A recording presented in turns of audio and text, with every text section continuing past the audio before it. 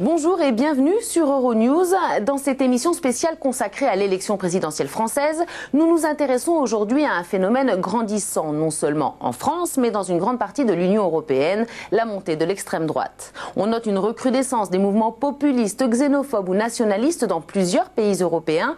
Quel type d'électorat vise-t-il? Arrive-t-il à convaincre les électeurs? Eh bien, ces électeurs attirés par les partis d'extrême droite, Sophie Desjardins les a rencontrés. Nous sommes à Lyon, deuxième ville de France, celle-là même qui a vu naître dans les années 90 les grandes émeutes urbaines du pays. La ville a longtemps été de droite, tendance plutôt centre-droit.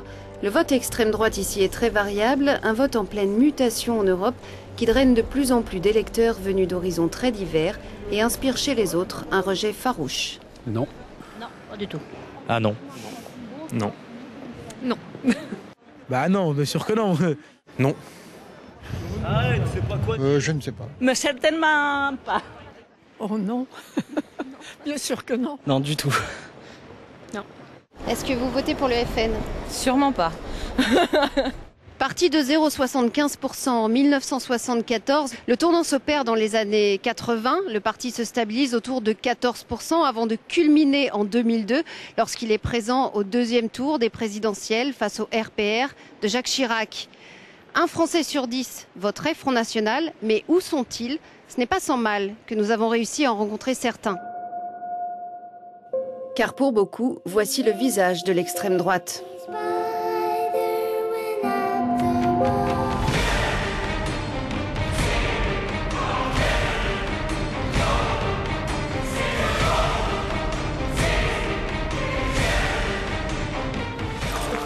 D'où la réticence des électeurs à accepter de parler de leur engagement. En réalité, si certains de ces extrémistes se réclament des partis traditionnels d'extrême droite, l'électeur lambda, lui, est loin de ces stéréotypes effrayants.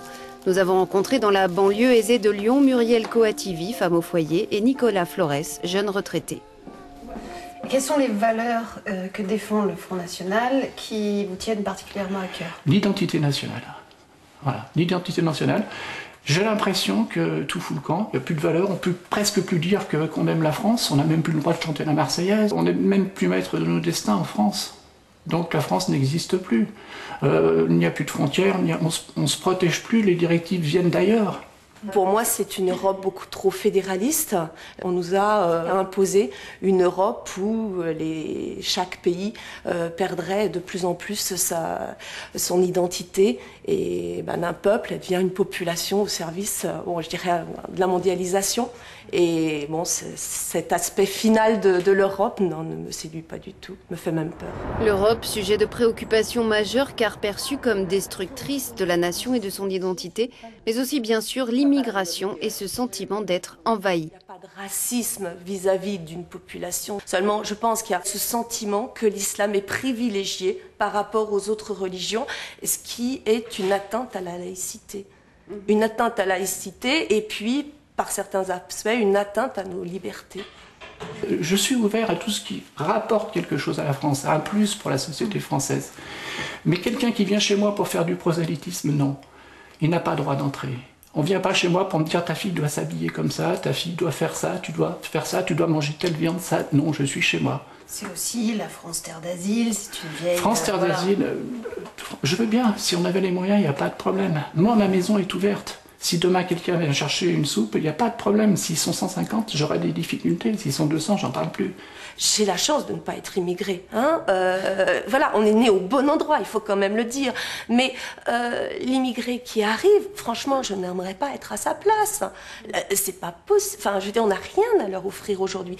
Donc il faut se refaire une santé et après... Quand on sera à nouveau une nation forte, on pourra réaccueillir des populations dans le besoin.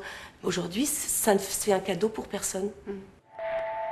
De Lyon à Amsterdam, le succès de l'extrême droite se retrouve dans les urnes. Aux Pays-Bas, nous sommes venus à la rencontre des électeurs de Geert Wilders. Ici, le PVV, né en 2006, a connu une ascension fulgurante, troisième force politique du pays depuis les législatives de 2010. Son fonds de commerce, l'islamophobie, l'anti-immigration. Dans ce quartier au nord de la capitale, John tient une boutique au bord de la faillite. L'argent du pays est selon lui mal dépensé. Il y a beaucoup de criminels ici. Ils ne viennent pas de Hollande et cela coûte beaucoup d'argent aux Pays-Bas.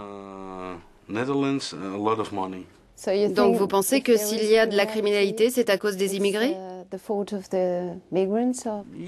Oui, je pense qu'il y a beaucoup d'étrangers qui deviennent des criminels ici, parce que la loi n'est pas assez dure pour les punir. Et ils ont des problèmes pour s'intégrer ici en Hollande.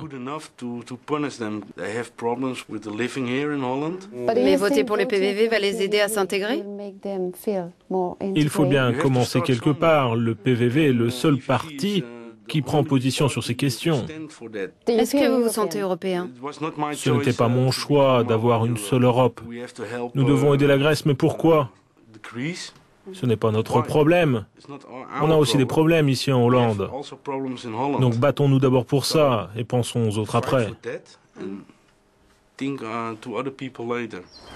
Mick, retraité plus aisé, qui arbore dans son jardin un drapeau de Pim Fortuyn, leader populiste assassiné en 2002, revendique le droit de dire ce qu'elle pense. Les politiques n'écoutent pas leurs propres citoyens, ils écoutent trop Bruxelles et dépensent trop d'argent à l'extérieur au lieu d'aider leurs propres citoyens. Donc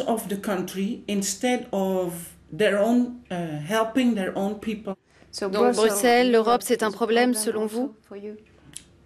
Je crois qu'il y a trop de gens là-bas qui dansent autour d'une table et qui sont inutiles. Et l'immigration, c'est un problème? Quand vous venez aux Pays-Bas, vous l'avez choisi. Essayez de participer à l'économie, faites quelque chose. Ne venez pas dans notre pays pour manger notre pain en disant « c'est mon droit ». Non, ce n'est pas votre droit. Est-ce que vous avez des problèmes parfois avec votre drapeau? Un clandestin de Bosnie est venu et m'a dit « enlevez ce drapeau, sinon, boum !» J'ai eu si peur que j'ai appelé la police. Il avait eu des problèmes pendant la guerre. J'ai dit « est-ce que c'est mon problème ? On vit ici dans un pays libre. Je peux mettre tous les drapeaux que je veux. » Alors quand ce genre de choses arrive, ça pousse à voter PVV.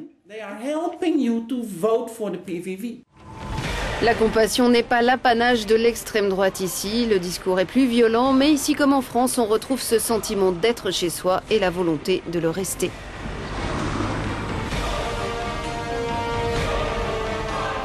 De la France aux Pays-Bas, en passant par la Suède, la Finlande, l'Autriche, la Suisse ou encore la Grande-Bretagne, la plupart des mouvements populistes européens ont connu une percée ces dernières années. Mais y a-t-il une explication commune? À quoi correspond cette ruée vers le populisme? C'est la mondialisation économique avec les délocalisations et tout ce que cela implique pour une partie de la population. Et puis la mondialisation avec l'immigration, avec les brassages d'une manière générale, hein. Et puis il y a l'Europe, bien sûr, au milieu de tout cela, qui n'a pas vraiment de limite, le sentiment qu'il n'y a plus de cadre, une espèce de besoin de clôture en quelque sorte, hein. Ou alors on veut bien s'élargir, mais qu'on sache jusqu'où, au nom de quoi, qui est dedans, qui est dehors, où ça commence, où ça finit.